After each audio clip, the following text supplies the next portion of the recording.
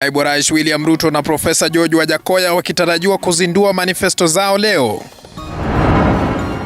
Mwaniaji ugavana Kakamega Cyrus Jirongo sasa akosoa kinara wa ANC Musalia Mudavadi na mwenzake wa Ford Kenya akisema kuwa jamii ya Mulembe haitatumiwa kupiga kura tu. Serikali yahimizwa kufanya yote iwezayo kuimarisha mafunzo ya TVET nchini.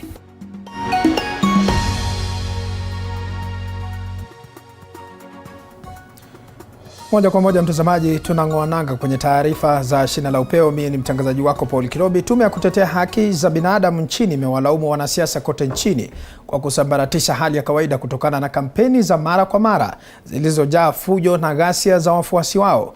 Tume hiyo imewaonya wanasiasa hao dhidi ya kuivamia tume huru ya uchaguzi na mipaka nchini ya IEBC pamoja na asasi zingine za serikali na badala yake kupiga kampeni zenye amani na uwazi.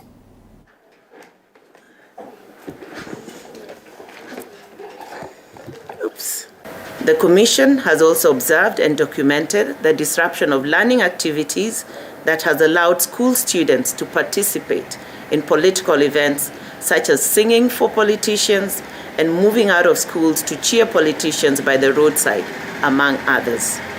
The Commission further notes the potential dangers of engaging children in political activities, including violence and exposure to derogatory language exhibited by some of the politicians.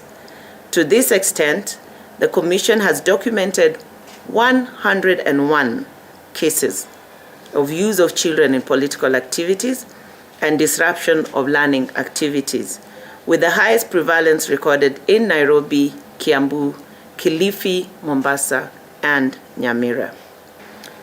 We also looked at attacks on the Independent Electoral Boundaries Commission, the IEBC, and the Ethics and Anti-Corruption Commission and other oversight bodies. In establishing constitutional commissions and independent offices, the Constitution envisaged a cushion and independent checks and balances on the adherence to the rule of law. It therefore becomes a concern when these institutions become targets of both institutional and individual attacks.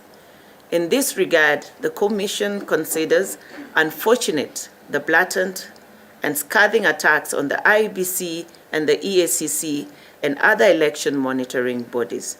Specifically, it is in the public purview that there have been blatant, scathing attacks and issuing of threats to EACC officials for not clearing prospective aspirants due to their non-conformity to sound integrity issues enshrined in Chapter 6 of the Constitution. Mtazamaji, taarifa hiyo tunazidi kukuandalia kwa mapana na marefu kwa minajili ya saa moja kwenye taarifa za Upeo. Kwingineko ni kwamba mgombeaji wa urais David Waiga Mwaure anatarajiwa kuzindua manifesto yake siku ya Jumatatu. Wapinzani wake William Ruto na George Wajackoya wakizindua manifesto yao leo jijini Nairobi. Akitoa baadhi ya mapendekezo yatakayokuwepo kwenye manifesto, Mwaure ameahidi kupunguza kodi ya mapato kwa waajiri wote kote nchini, kupunguza bei ya unga chini ya shilingi 100, kubuni kamati itakayorejesha fedha zinazodaiwa kuibwa na vilevile kusitisha madai ya wizi wa shilingi bilioni 2 zinazodaiwa kupotea kila siku. Mwaure amezungumza na waandishi wa habari akikashifu vikali pendekezo la Wajackoya la kuruhusu matumizi ya mihadarati kama bangi na kuwakejeli viongozi wa kidini. On Monday, as I launch my manifesto, I shall be proposing the following. Number 1, to waive all tax penalties accrued. Again, to waive all tax penalties accrued as of the date of my being sworn in. This will give Kenyans a new start. Number 2, in my detailed manifesto, I'll be radically reducing the tax on payee so that Kenyans can be able to take home a little more, or by so doing be able to meet their daily needs. For every employee from the date I am sworn. On Monday, when I launch my manifesto, I'll tell you in details, again, how this will work. I'll return the unga subsidy immediately and return unga to below shillings 100. Even if it were possible, we would want to make it below 50, and we will by the time we are doing our first 6 months or even 3 months. Let me mention also how we intend to do some of these. Just a sneak preview. For us, we don't just lose 2 billion. When we consider the hard and soft corruption, our take as a Ghana party and my presidency, through our research, which is ongoing, that we have done, we lose as a nation per day not less than 5 billion. Indeed, there were reports this week that government borrows 2.5 billion. Last week, or the week before, the Auditor General talked to us about an unaccounted for expenditure of more than 540 billion. Tukiachana na hayo mtazamaji, kwingineko tunaangazia taarifa ya mwanabiashara Jimmy Wanjigi, ambapo mahakama ya juu imetupilia mbali ombi la mwaniaji urais kwa tiketi ya chama cha Safina Jimmy Wanjigi la kutaka tume ya uchaguzi na uratibu wa mipaka IEBC kusitisha shughuli ya kuchapisha karatasi za uchaguzi kwa misingi kuwa hana sababu mwafaka ya kusimamisha shughuli hiyo. Kwenye kikao katika mahakama ya juu kupitia mtandao, Jaji Jairus Ng'aa amesema malalamishi ya Wanjigi hayana misingi yoyote na IEBC na haki ya kuchapisha karatasi hizo. Wanjigi alitaka mahakama ya juu kusitisha uchapishwaji wa karatasi hizo baada ya IEBC kumfungia nje kinyang'anyiro cha urais cha mwezi Agosti kwa misingi kuwa hakuwa na cheti cha degree. Wanjigi kadhalika alikosa kuiridhisha IEBC kwa kukosa sahihi 1048 za wapiga kura kutoka katika kaunti zote 24. Alipeana mfano wa uamuzi wa Jaji Isaac Lenaula wa mwaka 2013 aliyeamuru tume ya IEBC kumuidhinisha gavana wa kaunti ya Mombasa Ali Hassan Joho kuwania wadhifa wa ugavana kutumia karatasi za mitihani kabla ya kufanya kwa sherehe za kufuzu. Hata hivyo, Jaji Jairus Ng'aa atafanya uamuzi wa iwapo tume hiyo ina uhuru kwa kumuidhinisha Wanjigi kuwania urais hapo kesho saa 3 asubuhi.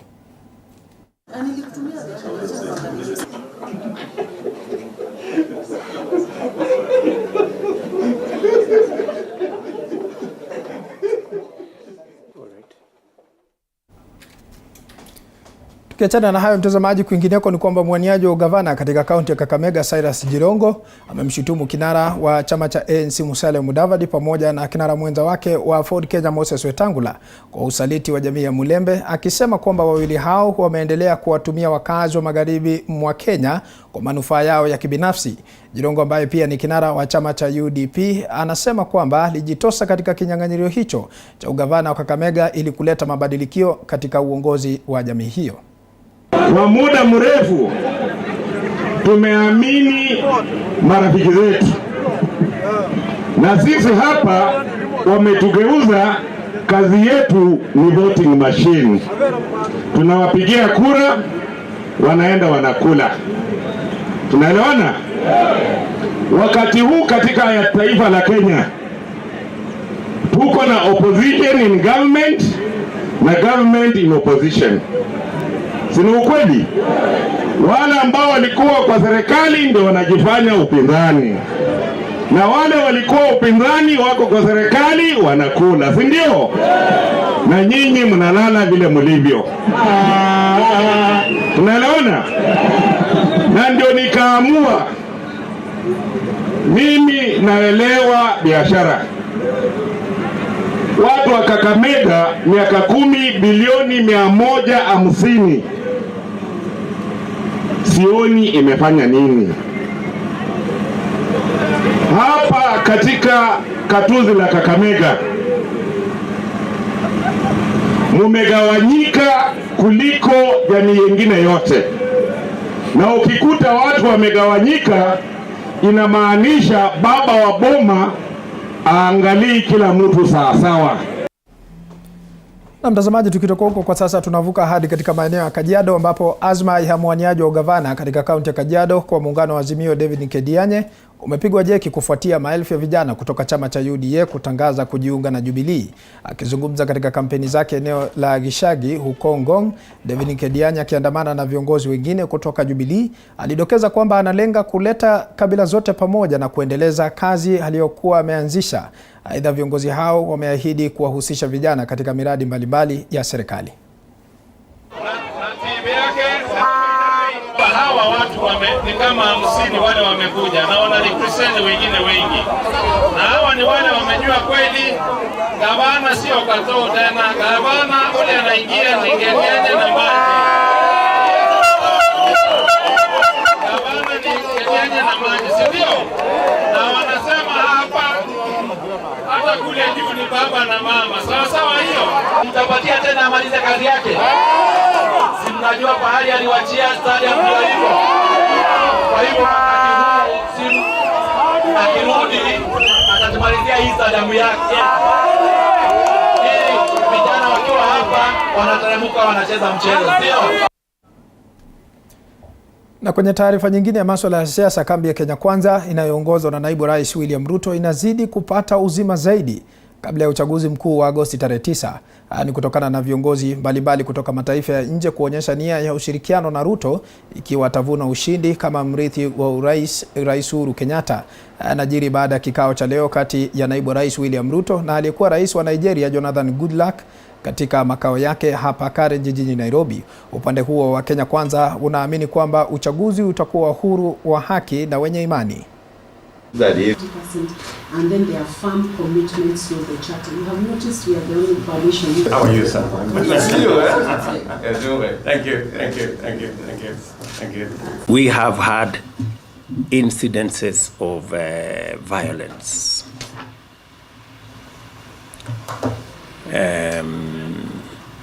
Around our campaign. We have raised those issues with the IEBC.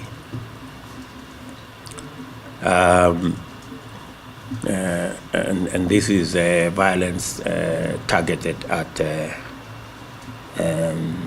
our campaign. Believe that the participation of the international community and friends through the observers like yourselves is a very critical plank to making sure that we have a believable election. The election this year in Kenya is quite unique in so many ways. First, the two top candidates, I will put that way, are not running on individual parties. They are running on coalition of parties. And we had the deputy president and the president who appears to have bifurcated. Correct. In a way. So, correct. Both Kenyans and international watchers feel that it's a unique election. Yeah. Taarifa hiyo mtazamaji, tunazidi kuandaa kwa mapana na marefu zaidi. Kwingineko ni kwamba wanafunzi wote wa chekechea katika kaunti ya Nairobi watapata chakula kizuri wakiwa shuleni kuanzia mwaka ujao. Haya ni kwa mujibu wa mwaniaji wa kiti cha ugavana katika kaunti ya Nairobi kupitia tiketi ya Azimio Polycarp Igathe. Igathe alizungumza hayo katika shule ya msingi ya Mathare hapa jijini Nairobi. Mpango huo hata hivyo unalenga kuboresha maisha ya wanafunzi haswa wanaotoka shule za umma na wanaokumbwa na changamoto za ukosefu wa chakula. Mwaniaji huyo wa ugavana ameendeleza misururu ya kampeni hapa jijini Nairobi huku akipania kumbwaga mpinzani wake wa karibu na seneta wa sasa wa Nairobi Johnson Sakaja anayewania kwa tiketi ya UDA.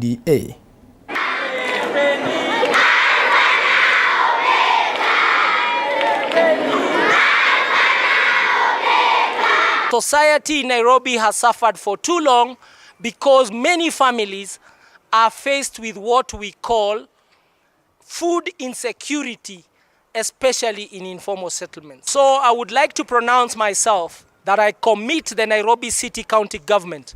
It will be providing food and nutrition to all children who go to ECD, all ECD children, primary school children, and secondary school children in all informal settlements. They will access a food package, and that food package, we are calling it the Azimio Linda Jamii Package. Naam, bila shaka mtazamaji, ndio mapendekezo ya Polycarp Igathe iwapo atakuwa gavana wa Nairobi kufikia Agosti tarehe 9. Kufikia hapo mtazamaji, kwa sasa tunachukua mapumziko mafupi, lakini tukirejea tunakuja na mengi zaidi. Usiende mbali.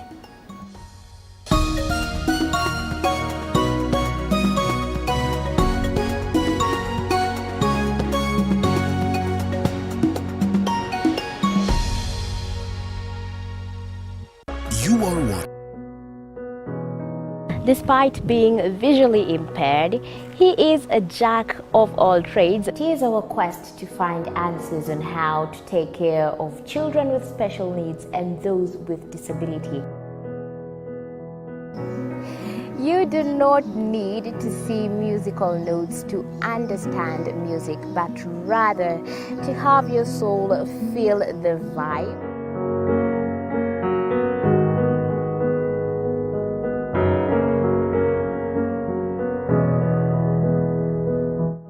Actually, for us to make a wheelchair, we have to take measurements of the user. After doing my assessment, I get to know the parent, I get to know the heaviness she's carrying. Disability comes at different stages of life.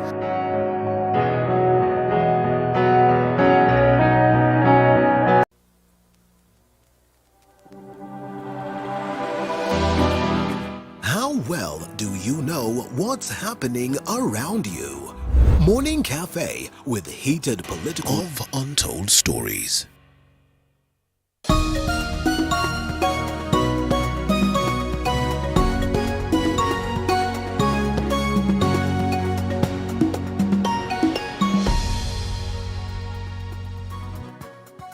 Naam, karibu tena mtazamaji, nizidi kukupasha mengi zaidi. Mahakama ya juu imemhukumu mbunge wa eneo bunge la Nakuru Magharibi Samuel Otara Arama kifungo cha miezi 6 gerezani au faini ya shilingi milioni 1.5 kufuatia makosa ya jaribio la wizi wa mali jijini Nakuru. Hakimu Vincent Wakumile kadhalika amewahukumu maafisa wengine 3 wa ardhi katika kaunti ya Nakuru wakiwemo John Mwaura, Daniel Nyantika na Charles Rirundu wanaotakiwa kupokea kifungo sawia au faini ya milioni 1 kila mmoja.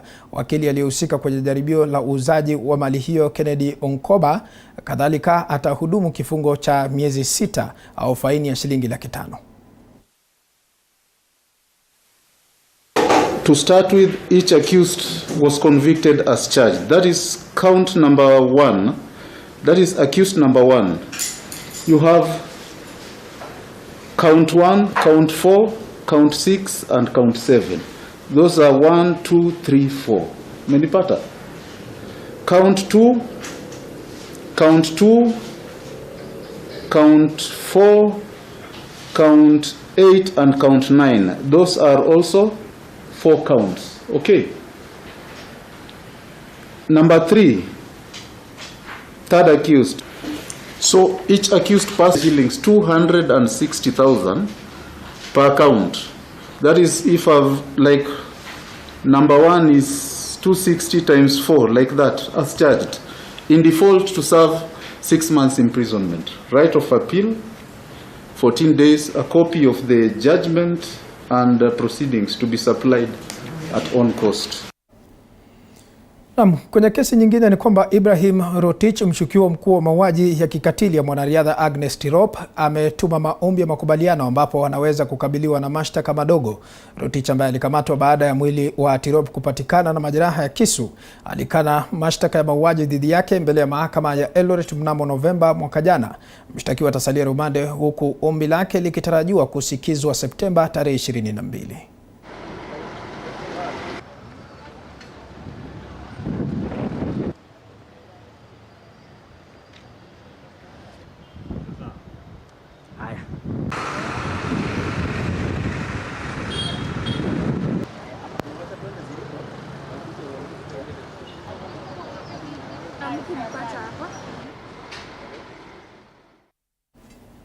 Kiachana na hayo, kwingineko ni kwamba kutokana na nafasi ndogo za kazi nchini, 60% ya vijana wanatafuta kazi yoyote watakayoweza kupata, huku wakiwa na maarifa madogo ya nafasi zilizopo nchini.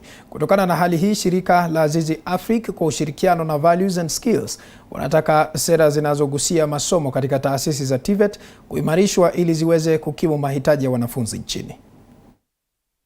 When you look in the horizon,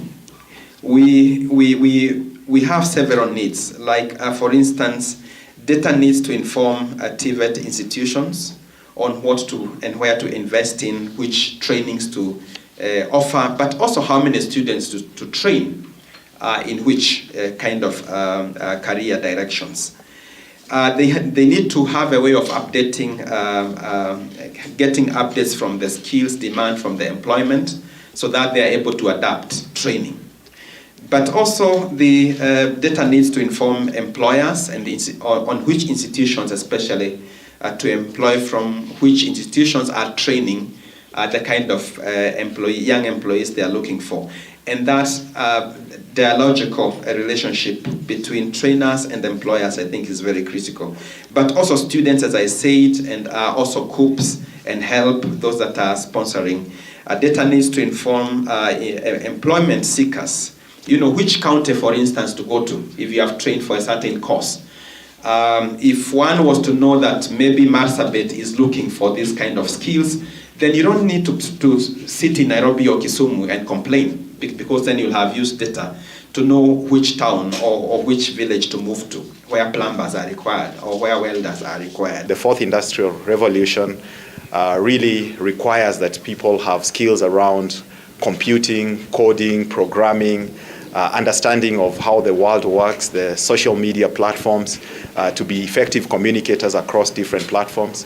And so it's critical and important that the technical and vocational training institutions prepare our young people for that market that's ahead, so that they can be able to get employment, both self-employment, but also formal employment. And those going to national polytechnics as well as technical training institutions can actually get support in terms of loans. This is very good, and we applaud the government for that. However, we also know that more than half of those who go to TVET do not get that kind of support. And these are the people who go to the vocational training institutions, or VTCs, the former village polytechnics. These are many, and from our data, these are some of the poorest, because they come from rural areas, and some of them, because of whatever reason, have dropped out of school at primary level or even secondary level. So we are really calling upon the government to also think of this at the national level as well as at the county level, providing subsidy, providing whatever kind of help, so that these young people can actually access skills as well as proceed now to make a living out of those skills that they get. TVET, we still have realized from the policy recommendation that there's still a gap, especially around inclusion of young women and girls, and also other special groups like young people with disability. So this is basically then a call to all of us, both in the CSO sector as well as government and other relevant players, to continuously then invest in enabling especially our marginalized groups and vulnerable young women and girls and the young people, persons with disability, to then access technical learning across the board. And we are very delighted that we can work through together beyond the implementation, or rather beyond the policy launched today, to then look at what is viable and what can be done, and to what extent can we invest in building skills, but also working with the private sector and the labor market to ensure that the skilled young people then get employment opportunities. Mtazamaji, tukiangazia taarifa nyingine ni kwamba wanafunzi wa chuo kikuu cha Mount Kenya wamehimizwa kudumisha amani, haswa wakati ambapo taifa linaelekea katika uchaguzi mkuu. Kulingana na washikadau katika chuo hicho, wanafunzi hao wameonywa dhidi ya kutumika kusababisha vurugu kama ambavyo imekuwa ikishuhudiwa katika chaguzi za hapo awali.